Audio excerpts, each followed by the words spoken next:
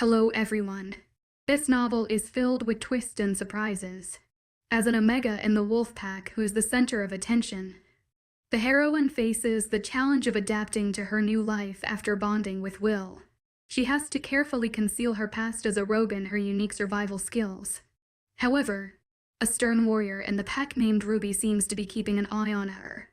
During a mushroom hunting trip, the heroine not only successfully evaded Ruby's tracking but also collected a bunch of mushrooms, which completely changed Ruby's perception of her.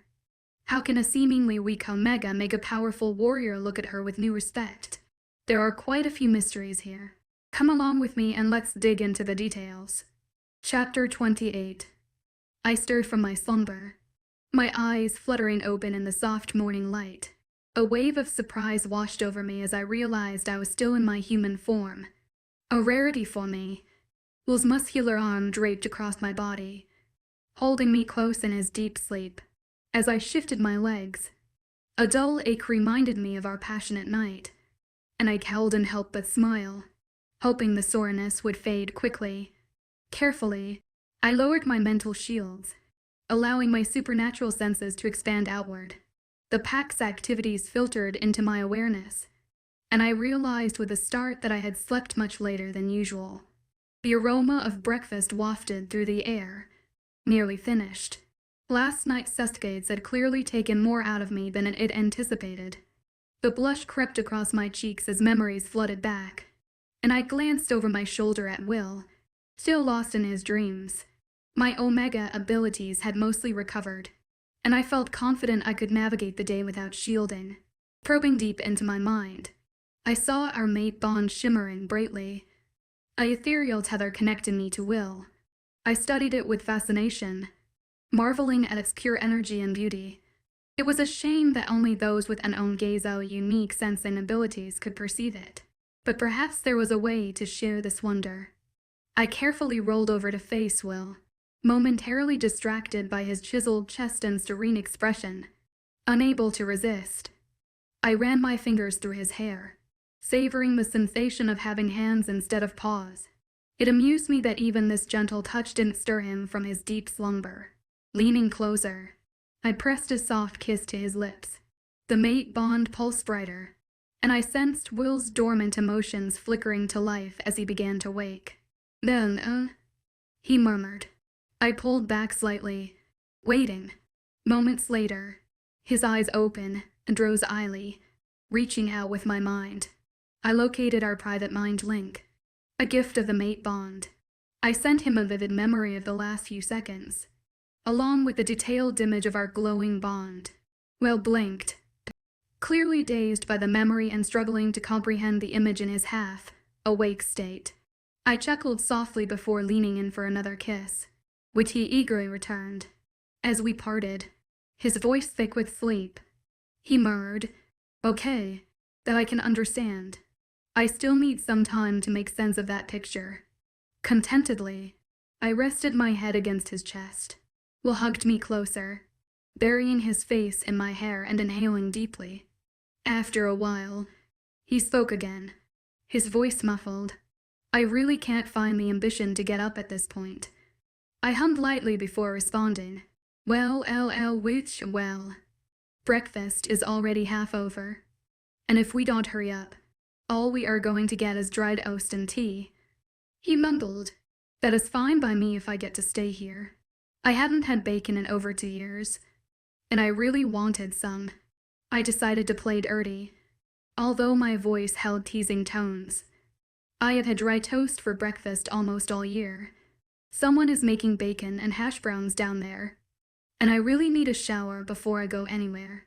He raised his head as he examined me with disbelief, unable to believe that I was choosing food over him.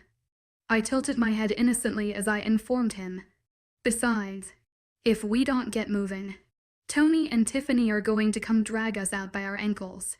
Tony is after payback for whatever you did to him on the training field yesterday, and Tiffany is getting way too excited about makeup for my liking. Will groaned as he sat up. "Im up. I slowly sat up and stretched, trying to loosen up any stiff or sore muscles without it being too noticeable. I didn't want Will to start worrying. I looked around the room and shook my head. I think this is the first time I had ever had to hunt for my clothes. My shirt was thrown on the chair. My sock was on the floor. And I cowled and see the rest at the moment.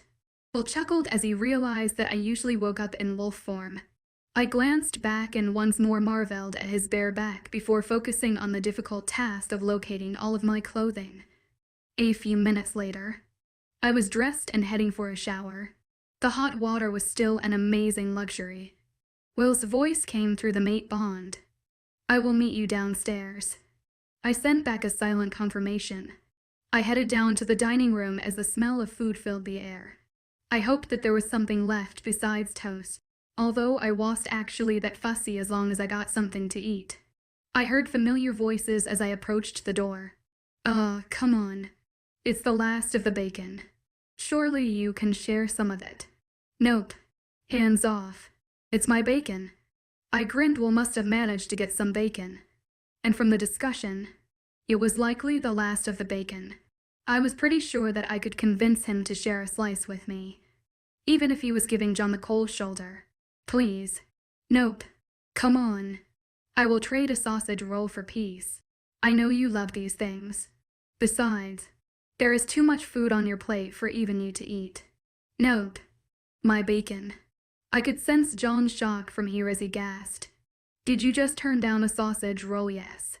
Who are you and what have you done with Will?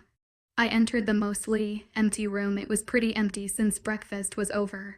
Will sat at a table with Samantha and John as he guarded a heaping plate of food. Will looked over and grinned when he saw me.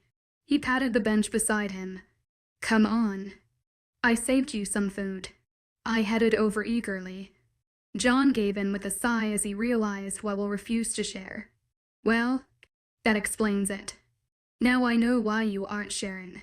I laughed at John's put-out expression as I slid onto the bench. Will wrapped an arm around my shoulders and pulled me against him.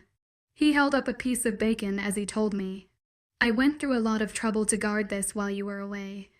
He held it out to me, and I took it with my hand while smiling up at him. Thank you. I gave him a quick kiss on the side of his cheek before taking a bite out of the warm and salty bacon. Will grinned at me and nibbled on a slice of toast as he watched me eat the piece of bacon. I noticed that he had 2 forks, and I took the clean one to steal a forkefu of hash browns. Will and I kept working at his plate. It turned out that he did have a couple of sausage rolls buried in the pile of food, much to John's disgust. My senses caused me to glance over my shoulder at a lady a few 2 tables away. She didn't look like she was feeling that well as she nursed a cup of tea. Will glanced over to see what I was looking at. Is something wrong? He asked, probably picking my faint alarm through the mate bond. I spoke quietly. I am not sure if she knows she is pregnant, but that tea is known to cause miscarriages during first couple of months. Will frowned as the eyes unfocused, and the lady froze with a horrified look before looking at us. I barely heard her voice as she whispered in horror. Are you sure? She was obviously directing the question at Will. Emily happened to walk in at that moment, and her Luna senses alerted her to the room's sudden mood change. She looked between our 2 tables in confusion before asking, What is going on? Will spoke quietly. She was drinking the tea, and I asked her if she knew that her tea was known to potentially cause miscarriages. She was not aware that she is pregnant. Emily looked startled. Which tea is it? Will shrugged, and the other lady answered, It is an herbal tea that I usually drink if I feel under the weather. It is in the big blue box in the kitchen. It didn't have any warnings on it. Emily blinked, obviously knowing which tea she was referring to. She asked Will, How do you know that it can cause miscarriages? Will glanced at me, and I spoke up. There is an herb in it that I can sense from here. I mentioned it to Will. Most Ongeza should also be able to identify it. Emily nodded slowly. When you are done eating, can I please get you to join me in the kitchen? We will label any tea with that herb in it. I replied, Of course. Emily left the room and the rest of the meal was quiet. The lady went off to see the pack doctor to ensure that the few sips she had taken hadn't caused any damage. We finished eating, and Will headed out to start training. I went to the kitchen and saw that there were hundreds of boxes of tea lined up on the counters. Emily was holding a box of red stickers while talking quietly with a man and a woman. A quick check with my senses told me that they were Ongeza. Luna looked up. Jade. The Ongeza did try to separate the T's that they thought could cause issues, but they have never tried to determine if something could cause a miscarriage. I said, it is something that takes a bit of practice. The Ongeza skills are better suited to telling toxic foods from those safe to eat, as well as identifying any food that has gone bad. The tea normally does not cause any harm, so it takes a certain knack. Let's see how they did so far. They had made a pile at the end of the counter of the suspicious teas. A careful inspection of the small pile of boxes showed that their skills had worked. At my nod, all of those boxes got a red sticker. Each of those could potentially cause a miscarriage, particularly during the first month or two of pregnancy. I carefully went through the massive pile, occasionally pulling a box out with other dangerous herbs. I showed the Ongeza what I was looking for in my senses via the mind link. They went through the long row again as I followed behind. In the end, they had managed to detect all but 2 boxes. Emily stared at the pile of boxes with red stickers. I tilted my head in worry as her emotions became quite distressed and chaotic. She was sad, almost devastated, and the feelings were rapidly building in strength. The 2 Ongeza looked confused as they also picked up her strong emotions. I walked forward to gently touch her arm, tentatively inquiring, Emily, are you okay? Her breath hitched in a sob. Her voice was faint. I have drank these teas at least 3 times a day, as long as I can remember. To think that they may be the reason that I have no children. I opened my arms, and she came forward for a hug. One of the Ongeza was using their common ability. It was quite strong, and I could already feel Emily relaxing. I patted Emily's back. Well, now you know. Now you may have a chance. I added a bit of humor to my voice. You aren't that old yet. She chuckled weakly at my attempt to lighten the mood. Sure, bring my age into it. I lifted my head nervously as my senses alerted me to possible trouble. I said, you had better calm the alpha down before he gets here. If he gets any closer in the mood he is currently in, I am disappearing. The Ongeza shifted and easily we were the only ones in the room with the Luna at the moment. An alpha was prone to attacking a possible threat first and asking questions later. Such powerful emotions would have gone through the mate bond in a way that would have alerted him. He had sensed her distress and was coming at full speed, likely bent on thrashing whoever had caused her such heart-wrenching anguish. Emily's eyes got distant before she shook her head and told us, I will meet him by the door and take him to his office to calm him down. We nodded, and I helped the 2 Ongeza put the tea away as Emily swiftly left the room. Chapter 29. A glint of eyes in the fading light caused me to pause. With a sinking feeling, I slowly turned for a closer look. My heart started beating faster as the cougar stared at me, not at all intimidated by my human form. For some reason, I didn't have my bow on me. I was also missing all of the other weapons that I usually carried, other than a tiny pocket knife. I waited with growing fear in hopes that it would leave. It took a slow step forward, and I took a slow step backwards. My shoe cracked at wig, and the cougar charged. I jumped to the side and shifted into my wolf shape so the cougar's leap flew high above my now tiny form. This shape was even worse. The cougar would have no hesitation about attacking it. There were no bushes or rabbit holes in sight either. The cougar turned and leapt again. I darted off to the side before shifting and grabbing a big stick. I hoped that the sudden change in my size would deter the creature, but it was a vain hope. I backed against a tree as the cougar slowly stalked forward. I heard a whisper barely on the edge of my hearing. The cougar growled at me as it kept advancing in a crouch. I was beginning to shake in fear as panic clouded my mind. I was cornered. It had nothing more than a small knife and a branch. It was as if the forest was shaking as well. Was loud mind shout broke through the dream, and I opened my eyes with a gasp. My heart was still racing and my breathing was accelerated from the nightmare. Will was holding me tightly as worry radiated across both my senses and the mate bond. I relaxed somewhat as I realized that I was safe in bed with Will. I took a shaky breath. Thanks for waking me, it was just a nightmare. I could feel his intense worry and concern. Just a nightmare? He asked in disbelief. You were terrified and panicking. It was strong enough that I could feel it clearly through the mate bond even though you were asleep. He took a deep breath as he tried to calm down as well. His voice was softer, and concern came to the forefront of his mind. Can you tell me what it was about? My heartbeat was rapidly slowing to normal. With a weak grin, I replied, I have a severe problem with cougars. They are obsessed with me, and I don't feel like becoming cat chow. I whispered. The only 4 times that I thought my life was truly in danger was when a cougar was after me. Will's arms tightened around me protectively with a low growl. I will never let that happen. The pack members have always kept any big predators away from the town just as a precaution in case a child went wandering. Since you came, all of our fighters have been keeping an eye out for bears and cougars and chasing them off of the pack territory as well. That was a relief, although the fact that I had stumbled across a bear the other day meant I was not going to be traveling carelessly. I leaned my head against Will's chest. No. It is an old fear. It is about the only nightmare. He lowered his head to my neck to inhale my scent slowly, and I sensed his worry disappear and his concern fade. With a sigh, Will said, Please don't go into the forest without me knowing. I will be forever paranoid if I think you might go for a run with me unaware. And we still haven't figured out where that rogue went or why it killed the other rogue. I could sense that he didn't want me to go anywhere alone, but was trying to not be too controlling. He was struggling with it. I nuzzled my face into his hair to reassure him. I already promised that I would tell you. Even if I did go out without someone with me, we do have the mate bond connecting us.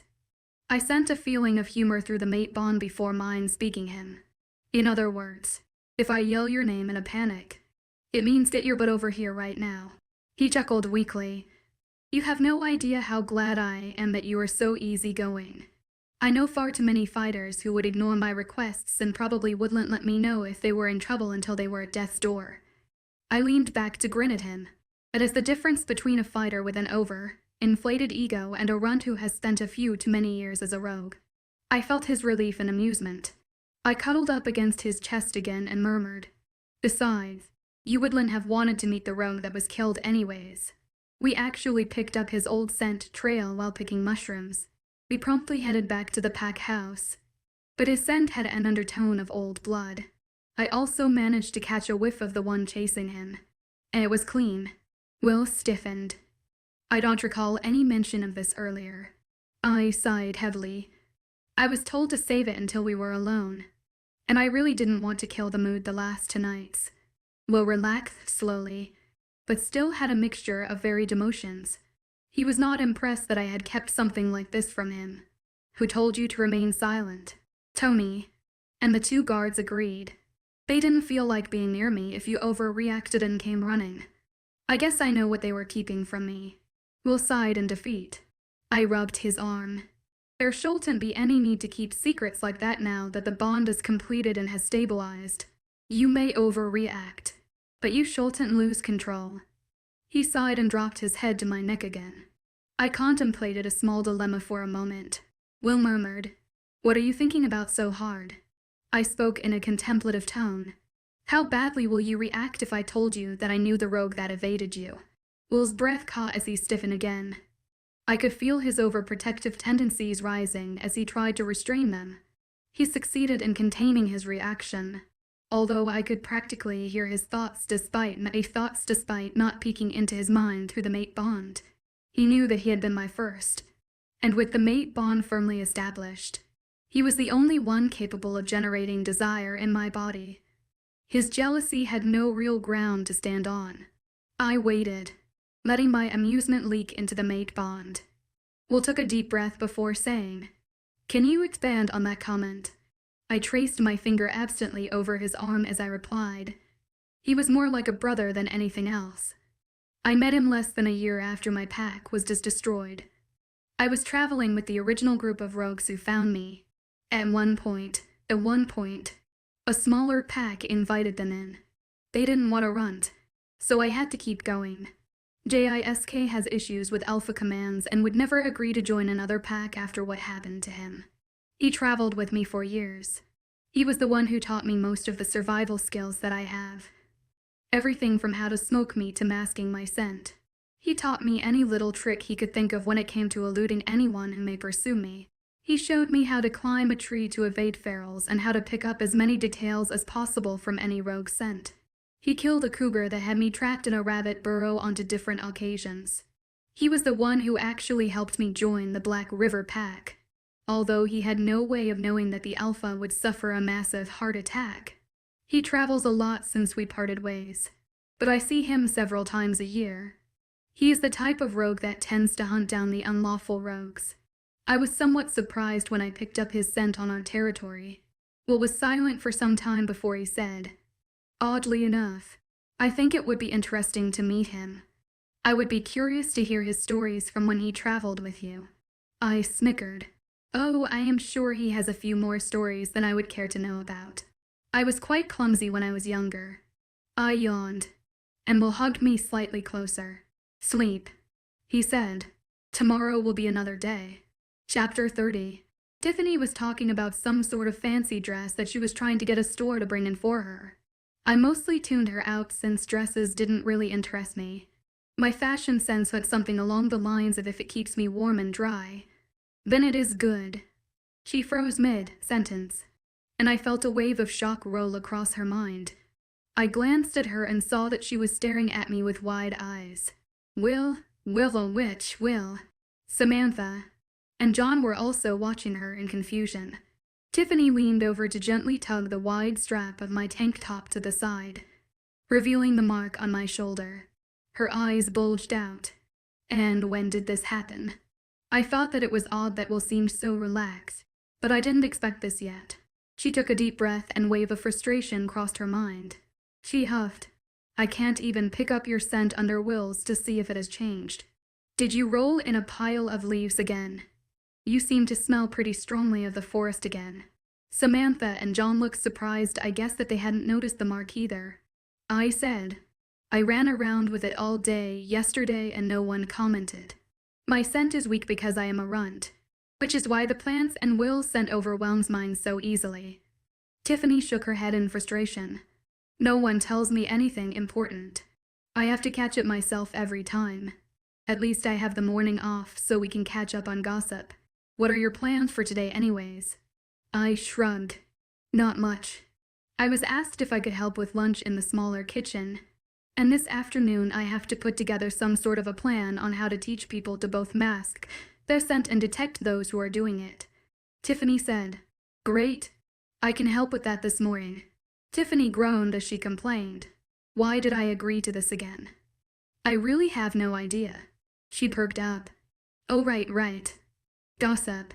So is your bond completed?" I dropped the pan I was washing into the sink of water in shock, splashing both of us. "Is that really the first question you came up with?" She grinned unrepentant lie at me. "Since I can't figure it out on my own, I have to ask." I sighed. "Yes, although I am not sharing any details." She clapped her hands in excitement.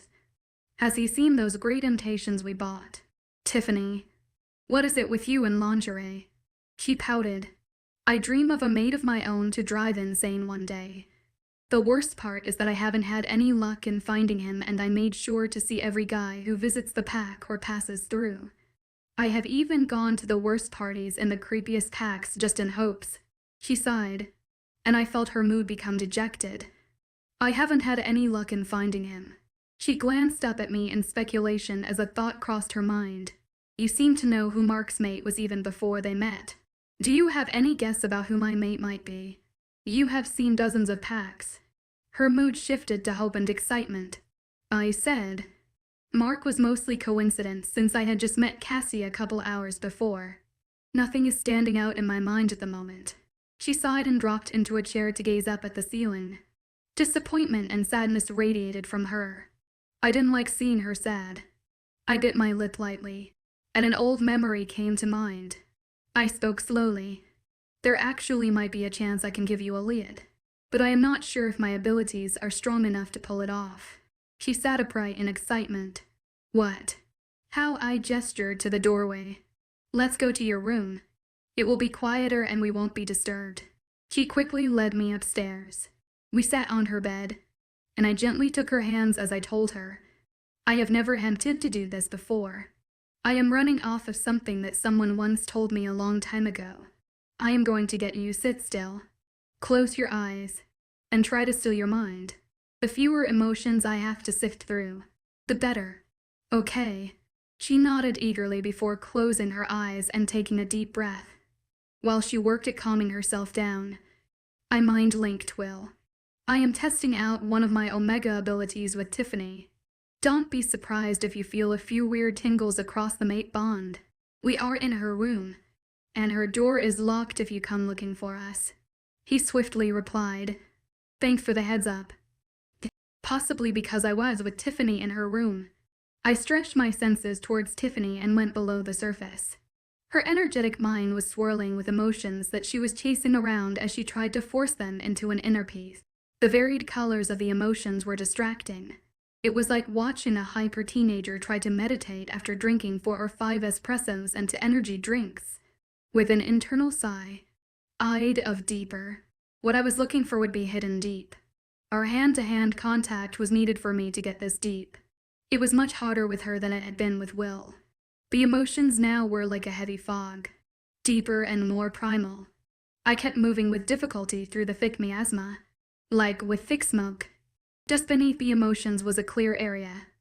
I circled the area in her mind in curiosity. The elderly Omega had been right. Each wolf had about a dozen potential mates in his or her life. It was how most found their mates so easily. Once they met their mate, the other potential connections would disappear.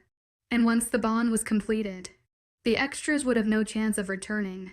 Those who were rejected still had hope of finding their second chance mate, as the potential mate stones would ray. Tiffany had 6 potential mate stones at the moment. Although the dull lifeless rocks were a far cry from the glowing stone that I had seen in Will's mines, then she had not met her mate yet. From what I was told, they were inert and had no potentially dangerous energy at the moment. I gingerly reached out to touch one, wary of a backlash. Nothing. I could feel the faintest hazy shimmer of emotion through it that must belong her potential mate. But that was it. I backed up a bit to regard the 6 stones. Well, she definitely had a mate out there. But where were they? Even inert. The fact that I could even somewhat sense the guy meant that there had to be some sort of link. Was it at all possible to see which direction it led in? I tried to extend my location sensing ability towards the stones. It was very hard. I was already at the edge of my abilities, and I could feel the strain. I pushed a bit harder. Come on. Stones. I am trying to help you here. Who do you belong to? Chills ran up my spine as the stones seemed to pick up my internal irritated muttering. They started to shimmer and somehow reflected back my power to temporarily hold me captive. Like a mirage. I could see each stone's link heading to some distant location. The mirage zoomed out, and I could see foggy patches of color that were various packs scattered across the landscape like a map. Everything in the image was made of light. The rivers were a pale blue sparkle, and the forests varied in shade according to the dominant flora in it. I eyed up the links, for we're more than a quarter of the world away. I concentrated on the last 2. My focus was being affected by my growing exhaustion. Using my abilities to this extreme level was draining my energy quickly. One link went far to the south, past the mountains. I noted its location. The other link was closer and headed to the northwest. I noted the rivers and lakes near it. It was likely only 10 days' travel for Tiffany. Oddly enough, neither of them were inside of pack boundaries. Her mates were likely rogues. I had what I needed. As if the stones were eavesdropping on my mind, they released me and returned to their dormant state. I sighed in relief. I did want to see if I could get an idea of what the 2 nearer mates were like. I went up to the stone that pointed south and put my hands on it. I gently pushed my senses into the stone, being careful to let the stone know that I just wanted to get an idea of who he was. The emotions became stronger, and I got a vague sense of anger and irritability. My eyes widened. I had no idea how Tiffany was a match for this grouchy older rogue. I went to the other stone. I went deeper into it, and a faint train of laughter came through. Happiness and some sadness also leaked through. I was pretty sure that the pack would have an easier time having this one join the pack. I knew which one I would be directing her to first. I backed away from the creepily aware stones and quickly pulled myself back into my own mind. With a sigh, I untangled my hands from Tiffany's and flopped back on the bed. Tiffany opened up her eyes in surprise at my movement. I grinned at her, and her unusually quiet mind suddenly roared with excitement. "Did you find him?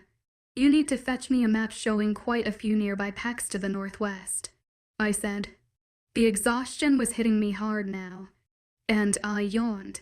"I managed to pick up where he was, but you are going to have to move fast in case he is traveling. I advise taking a few fighters along with you just in case you encounter trouble in no man's land." She leapt off the bed and took off running. I closed my eyes to rest for a moment. If she left soon, his scent would be strong enough for Tiffany's mate Bond to pick up even if he had been traveling. His scent would stand out like a beacon for her if she crossed it, so she should have no problems tracking him, regardless if he was masking his scent or not. Hopefully, he was traveling too fast or going too far. Chapter 31. Will inquired, "Are you ready? Do you need any help setting something up?" I replied, "I got everything done this morning, and it is all waiting in that meadow." Will looked intrigued. "I am looking forward to this." I was quite surprised at the amount of people who were interested. We actually had to turn people away to keep the class small enough. "You could be doing this a few times." I shrugged. "I have no problems with that. It will be easier with a maximum 15 people. More than that will just create a chaos of scents as they try things out." We walked towards the meadow where I was going to show people how to mask their scent. I had set the limit at 15 people, but offered to do this class as often as they liked. A couple of pack members had helped me set everything up early this morning since Tiffany had taken off as fast as possible yesterday. Tiffany was currently running with 2 other pack members, heading to the circled area on her map. I preferred that knowledge of my strong sensing abilities not be known if possible and had mentioned it to them. She and the 2 who were helping Tiffany had agreed to keep it quiet. I didn't like being the center of attention. The Omega from yesterday had already mentioned that they would keep my abilities quiet. Any Omega with a really powerful sensing ability should be able to do it in theory. But I had tested my ability in the past and it hadn't been strong enough to pull it off. I kind of suspected that my bond with Will had strengthened it somewhat. For all we knew, Tiffany was on a wild goose chase. She was aware of that little detail too. We were early, but there were already half a dozen people along the edges looking at the various stacks and piles scattered in the roped-off areas. I recognized a few people from watching Will's training on occasion.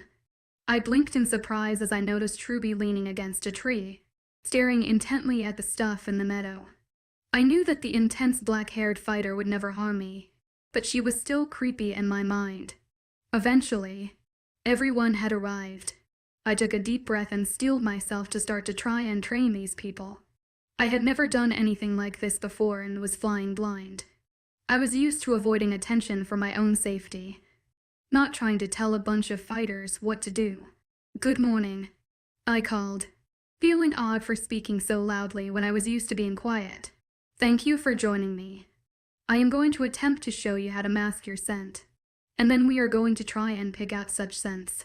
They were all watching me intently. I had them gather around me as I showed them a large variety of plants I had gathered from the area. I continued my lesson. "In the forest next to us, which of these plants are most common and which ones are not found at all?" A guy spoke up. "Mostly oak trees with some pine lots of that sage grass and clover. I don't think I have ever seen dogwood shrubs in there though." I nodded. "When you go running, start watching for those kinds of details and keep them in mind as you scent the air. Take a deep breath. What does my scent smell like at the moment?" Ruby watched with piercing eyes as she took a deep breath, but didn't comment. Another lady replied, "Mostly like Will, although I am picking out the hint of fern if I try." "I actually can't pick up your personal scent though," I replied. I asked that just to point out that my scent will not behave quite like yours. As a runt, my scent is much weaker and is easily overpowered. Now watch and smell carefully as I do this. I picked up handfuls of various leaves and plants to rub them, one by one, onto my skin and clothing. I used a lot of the common plants, and avoided using the ones that weren't found naturally around the clearing. I tilted my head at the lady and asked, "What does my scent smell like now?" They had been keeping tabs on my scent through the stages. Most looked somewhat shocked. The lady replied, "I can't pick up your scent at all. It is like you aren't even there." I went to the long, narrow roped off section. I am going to run down this, and you are each going to take a section of it. Cross your section in wolf form and see if you can pick up the things in my scents and normal smells. I jogged down it slowly and let them investigate the grass. After a while, they gathered around me again. It had taken a few of them a bit, but in the end, each of them had realized that some of my cover-up scents simply didn't match the meadow grass. I confirmed their consensus. Exactly. No matter how hard one tries, no one can ever get the exact ratio of plants perfect. The smallest of plants can faintly influence. You are simply watching for any inconsistency. Technically, you are not trying to scent a person. You are watching for odd plant scents. Now, let's see how well you can cover up your own scent. The morning pretty much flew by since everyone was eager to learn. Their attempts to mask their own scent was humorous as they quickly realized that it looked much easier than it was to balance the variety of plants so that one didn't stand out. They had helped one another, and at the moment, all I could smell was plants. "Okay," I said. "You have the basics down pat. All you really need at this point is practice. I have one last test before I send you all out for more practice. Go over to those 2 stumps. Take a sniff, and decide which one had someone stand on it this morning. Keep your decision a secret until I give the answer." It wasn't an easy puzzle. Both stumps were pine and had been cut this spring. Their pungent scent was still quite strong, and I had spent a lot of time carefully masking the scent of a volunteer so that her scent was as close to this meadow as possible. Even I had to concentrate to detect it, and I knew that it was there, but some things would give it away. They shifted to their wolf forms and quickly circled the 2 stumps that had previously been roped off. The swirl of bewilderment and fusion that touched my senses made me suppress a chuckle. A flash of success made me glance over. Ruby's intense scrutiny had found something amiss, although I wouldn't be able to tell from her focused appearance. Before too long, all wolves sat around the stumps waiting for the answer. I slowly walked up, explaining that was actually a trick question. 2 people actually walked across this stump, and no one touched the other one. Surprise crossed the minds of all wolves present, including Ruby's. Her focus intensified on me even more as I once more caught her off guard. I gestured to the forest. "You know what you are looking for, so all you need now is practice. After lunch, I want you all to go into the forest between here and the river. Mask your scent and try to pick up the other scents. Keep in mind that you will likely have to alter your scent as you go into different areas. You know that all of you will be in there somewhere, so try to find everyone at least once by scent alone. I will be out there too, so please keep an eye out and alert me if you see any big predators." They all went to the sidelines while talking and discussing various points from the lesson. We had all brought our lunch with us. Will sat beside me as we ate. He said, "I suppose that you are going to say the whole time, huh?" I grinned at him. "I can't have you giving me away." He grinned back at me while a few others chuckled. Chapter 32. I trotted down a path. My senses allowed me to know how close others were, but I was more interested in their scent trails. They could cross the area in about 15 minutes if they trotted in one direction, but they weaved around in random directions as they tried to hide their scent while locating the scent trails of others. The group was sharing one separate group mind link at the moment, mostly discussing whose trail they had come across as they shared feedback. I sniffed the ground before calling, "Jones, you have too much pine in your scent. Try diluting it with dandelion, oak, and some grass." His shocked voice came back. "How do you know it is me?" I sent humor down the link. You have had some pine sap stuck on your back right paw since we started. The mind link rippled with people's amusement or surprise. They had gotten much better as the afternoon passed, and their progress was quite noticeable. They were better at both masking their scent as well as determining the identity of the person's scent trail. I kept up with various dips and corrections for each person's scent. They were nowhere near as good as an average rogue, but they were better than most packs at this point. No one had picked up my trail yet. Other than Will. Of course, nothing would ever truly mask my scent from him. I slunk into a raspberry patch and crouched down as I watched a black wolf trot by without noticing me. She paused to sniffle Lily of the Valley plant. I mind-linked Ruby in a personal mind link so others wouldn't hear. Lily of the Valley has quite a strong scent. Personally, I wouldn't use any of it at all. Anyone who broke a stem would figure it out in a big hurry. She jumped and looked around, trying to spot me since it was obvious that I could see her. I slowly eased my way out of the thorny raspberries. I was halfway out before she spotted me. She blinked in surprise before trotting closer. She slowly leaned down to sniff my fur. I felt frustration lace her emotions, so she must have been unable to pick up anything that stood out. I sat and gazed up at her. Try again, but concentrate on the earthier, more subtle sense. You will find that someone who often does this will always have a certain signature in their scent. As everyone noticed, Peter likes vine, and Jill tends to favor red clover. It is a scent that they are simply drawn to, and it sticks really well to them. I have want to see if you can pick it up. Those who choose more subtle signature scents have their trails disappear faster since they are so easily overpowered. She brought her nose within inches of my fur as she sniffed. Her eyes narrowed in concentration. Suddenly, they widened as I felt shock roll across her mind. Fern. It is the same scent that you had this morning, just weaker. I nodded in confirmation. Exactly. Now head to the east and see if you can find my trail. I didn't try to hide it, so it is just a matter of locating it before it fades. She looked at me like she had never seen me before. I felt surprise and respect briefly cross her mind before she focused on her hunt. She headed off down the trail I had just used. I was surprised at the tinge of respect I had sensed. I had never thought that I would ever manage to earn the respect of a fighter, let alone such a fierce and aloof one as Ruby. She was sharp. If she kept practicing, she could become a very good tracker.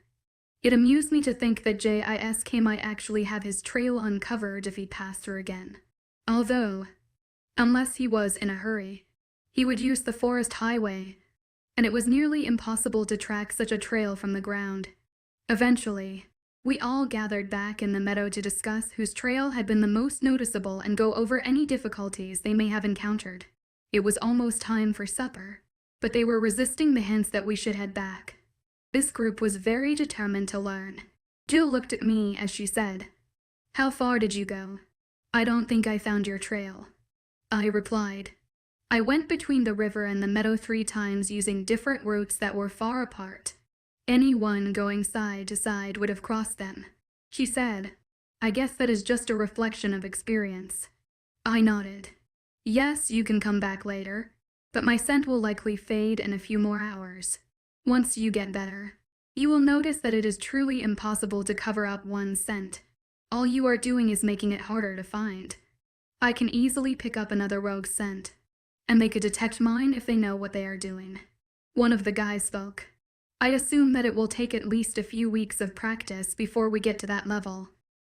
I replied, "Yes, just like learning a new fighting style.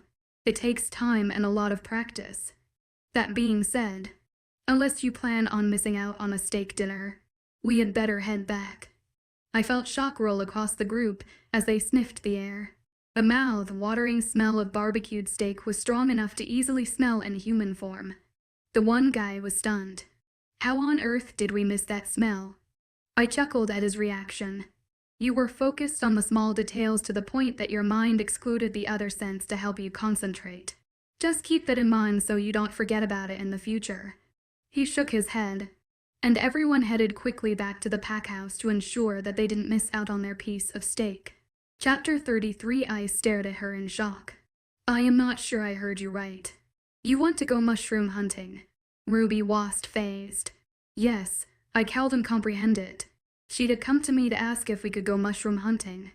I knew that she had not enjoyed it at all last time. In fact, she had gone along with it grudgingly, like an unpleasant guard assignment. Will had asked her last time, calling in an old and large favor to get her to agree. I knew Will was involved in it this time. Ruby seemed to feel the need to press her case. The cooks haven't had mushrooms for some time now, and I know that Will doesn't want you to go deeper into the forest without a fighter nearby. She was watching me as if what she was suggesting was an easy everyday task that she didn't mind helping in. But I could sense her underlying intense focus, some excitement, and determination. For once, she didn't have the obvious look of intense focus of a hunter, although I could clearly sense it underneath.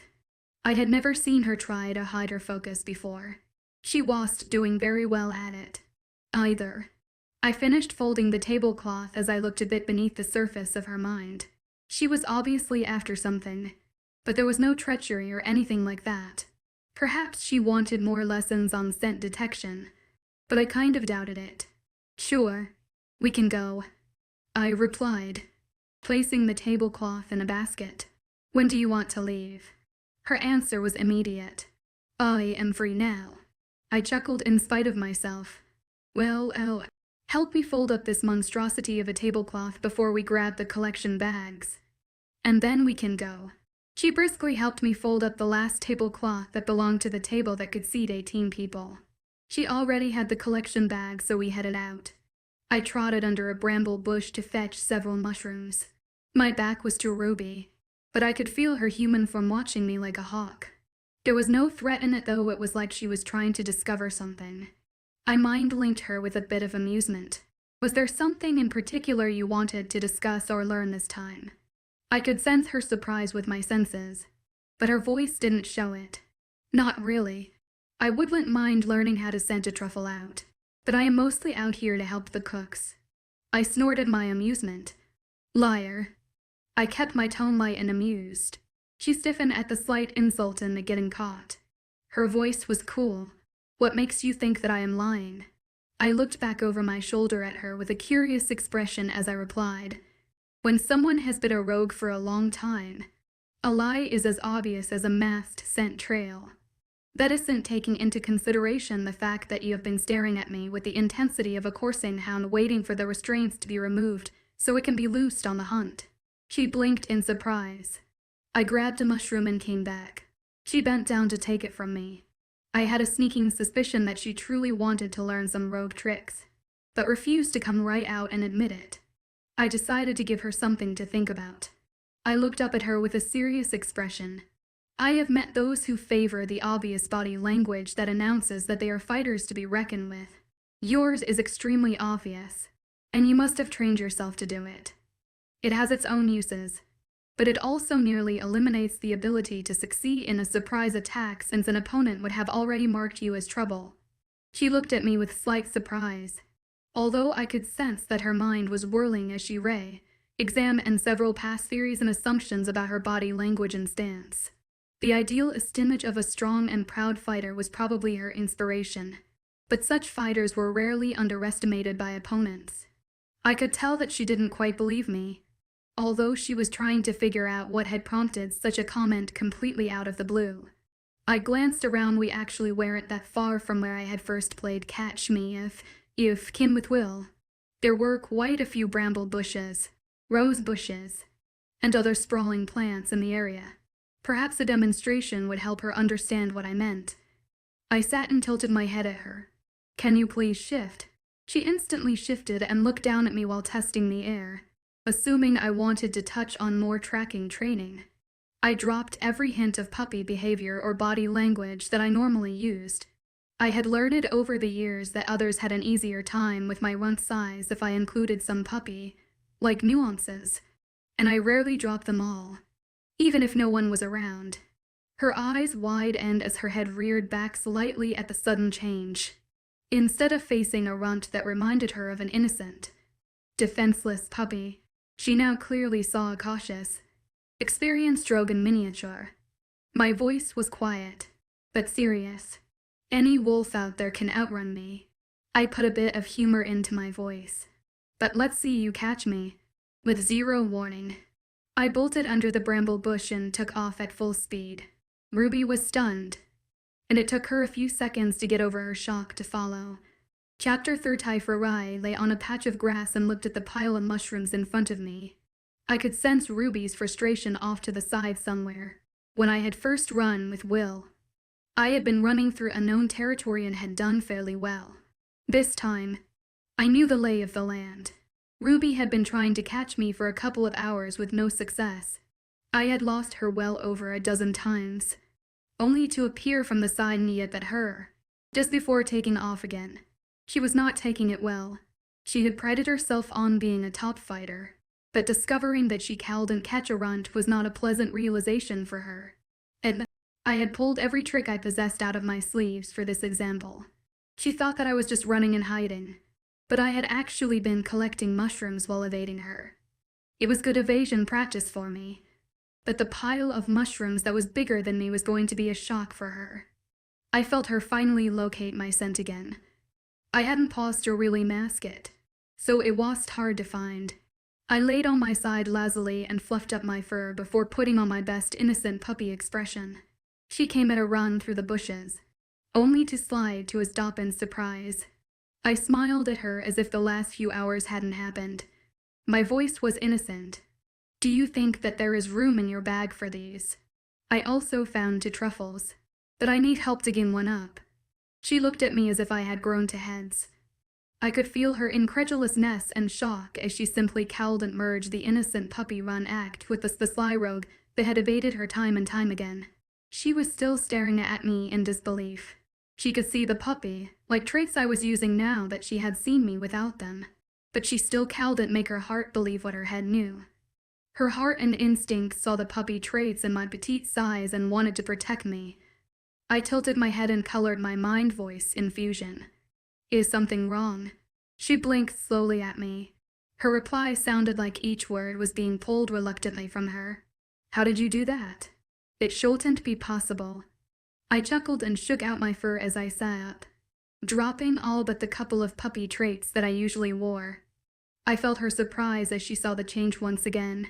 I shifted back to human and started loading the mushrooms into my own collection bag. Ruby shifted and slowly came to join me, watching close for any more surprises. I spoke contemplatively as we worked. Most of what I just did is only possible for a runt. Things like running where most wolves cannot, sneaking down rabbit burrows, running through hollow logs, and such. Some things I did simply would not occur to most wolves. Most wolves on the hunt rely entirely on their wolf shape and don't think outside the box. We started walking back through the forest side by side. I could feel her burning curiosity as she asked, "How so?" I glanced at her in amusement. When chasing another wolf, the average wolf would never consider shifting to their human form. But human shape can get places that a wolf can't, such as climbing trees. She was somewhat confused by that. What good would climbing a tree do? I handed her my collection bag. Can you hold this for a moment? She took the bag and watched me. I swiftly climbed the tree beside us with the ease of practice. The leaves quickly hid me from view, and I silently swung from branch to branch and ran along larger branches in the dense canopy as I used the forest highway. I climbed down lower in a different tree and sat on a branch as I silently grinned at Ruby. She was still staring into the first tree while waiting for me to come back down. "I'm over here." Ruby jumped and whirled with wide eyes. She glanced at the tree above her and back to me, unable to figure out how I had appeared over there. She took a step closer to the first tree to peer up into it before stepping back and muttering, "Nope, I am not going to look any harder just in case there are 2 of them." I laughed and climbed down. To the best of my knowledge, I do not have a twin out there, but if you think that's impressive, there are other tricks that rogues can do that I can't simply do to my smaller size and lack of strength. She looked intrigued. I was somewhat surprised to notice that she no longer sported that super-focused hunter look. She seemed more laid back now, and her frame of mind had also relaxed. The last hour had probably made her roll my words around her head endlessly as she considered them. I chuckled at the rather noticeable change. and she looked at me in confusion. I explained. You are much easier to talk to like this. How you acted before would have made most rogues put as much distance between you and them as possible. She blinked in surprise. I guess that is why I never saw any rogues in no man's land. Well, as a witch. Other than ferals. I grinned and started to reply before a mind voice blasted across my senses. I found him. I jumped in shock, and Ruby immediately fell into a fighter's crouch, while looking around for danger. I exhaled and shook my head as I replied to the mind speaker while letting Ruby listen in. My mind voice was slightly exasperated, but curious as I called back. Tiffany, have you ever heard of knocking? You almost gave me a heart attack. Her reply was immediate, but my comment had not lessened her enthusiasm any. Sorry, but I found him. I found Nathan. I can't believe it. He is so hot. I laughed at her high spirits and at her swooning. Is he part of a pack? No, he was a rogue in no man's land. They had a camp exactly where you thought he was. He was exiled because his father did. He is coming back with us. Just wait until you meet him. I sent humor down the link. I know the power of a mate bond. You aren't going to be so perky when any female so much as looks at him. I saw Ruby grin as we picked up Tiffany's shock and realization that I was right. She recovered quickly. Well, you are marked, so I doubt I will have too many problems with you. But yeah, any unmated female is going to be my new nightmare. My reply was thoughtful. Well, you have at least a week of running to get back. That should be plenty of time for you to realize that he isn't going to be other lady. Remember that his reactions towards other males will be stronger as well. The fact that she had gotten that far so quickly meant that she had really pushed herself. Tiffany faded out of the mind link. I shook my head in amusement. And we went to get those truffles. Ruby helped me shift the log off of the one, and I showed her the scent she was looking for. Chapter 35. We looked up in surprise as Ruby and I entered the door loaded down with bags of mushrooms. She had offered to carry both of the larger bags due to her greater strength, leaving me to carry the one small bag. Ruby gave Will a long-suffering look. You are lucky that you have enforcer stamina. Your little mate is a handful to keep up with once she gets going. Will started chuckling. How on earth did she convince you to go mushroom picking again? I thought you hated it. She groaned as she put her bags on the floor. I don't like picking mushrooms, but it gives me a chance to talk to her about masked scent trails without distractions, or so I thought anyways. The biggest problem is simply keeping her on track.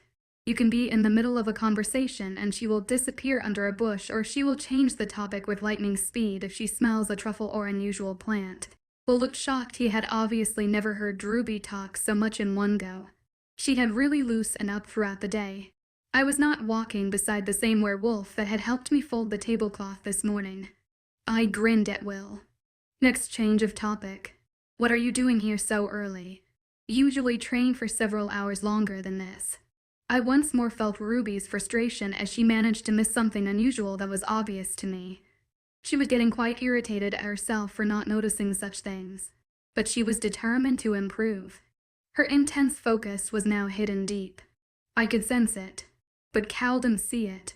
She had a newfound dream of any foe constantly underestimating her after the torment and surprises that I had put her through all morning and afternoon. Will smiled at me, although he was still unsure of what to make of this new Ruby. He said, "We have Alpha Mike and Beta Trevor staying overnight while discussing trade. They're a neighboring pack that we get along with well. They should be here shortly." He raised an eyebrow as he continued. Apparently, we have been taking those truffles you keep finding to the auctions, and they are fetching very high prices since they are so uncommon at this time of year. The fact that we have sold over a dozen in a few weeks is attracting attention. Ruby picked up all 3 bags of mushrooms and started walking towards the side door that led to the kitchen.